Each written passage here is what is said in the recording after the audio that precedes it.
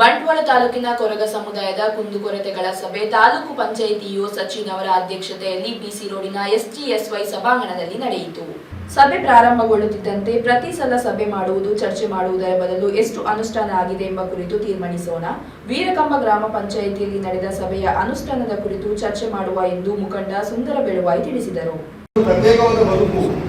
ನಮ್ಮ ಜೀವನ ಶೈಲಿ ಒಂದು ಪ್ರತ್ಯೇಕವಾದದ್ದು. ಅದಕ್ಕೆ ನಮ್ಮನ್ನು ಸಪರೇಟ್ ಆಗಿ ನೀವು ಗುರುತಿಸಿಕೊಳ್ಳಿ ಅಂತ ಇವಾಗಲ್ಲ, ನಾನು 30 ವರ್ಷ ಹಿಂದೆ ನಾನು ಹೇಳ್ತಾ ಬಂದಿದ್ದೇನೆ. ನಾನು ಸದಸ್ಯನಲ್ಲಿ ಇವಾಗಲೇ ಹೇಳ್ತಾ ಬಂದೆ. ಆದ್ರೆ ಯಾರು ಕೂಡ ನಮ್ಮನ್ನು ಸಪರೇಟ್ ಆಗಿ ಗುರುತಿಸಿಕೊಳ್ಳಲೇ ಇಲ್ಲ. ಸಾಯ್ತಾ ಇದ್ದೇವೆ, ಆವಾಗಲೇ ಹೇಳಿದೆ ನಾನು, ನಮ್ಮ ಜನ ಸಾಯ್ತಾ ಇದ್ದಾರೆ ಅಂತ. ಇವಾಗ ಒದ್ದಾಟ ಮಾಡ್ತಾ ಇದ್ದಾರೆ.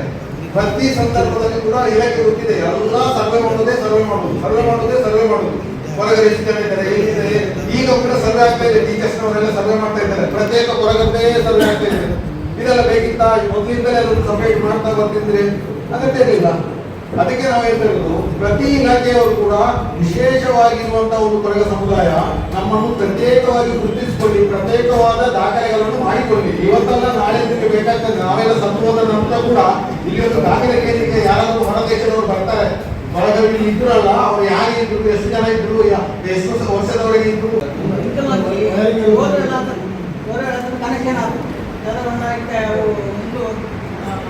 Cable wire ಪಡ್ಕೊಳ್ತೀವಿ.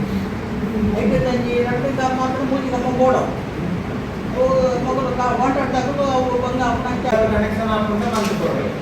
ಕನೆಕ್ಷನ್ ಆಗಿಲ್ಲ, ಆಲ್ರೆಡಿ ನಂಬರ್ ಮೀಟ್ ನಂಬರ್ ಆಗಿ ಹೋಗ್ತಾರೆ. ಸಾಧಾರಣ ಬೆಂಕಿ ಅನ್ನ ಹಾಕೋದು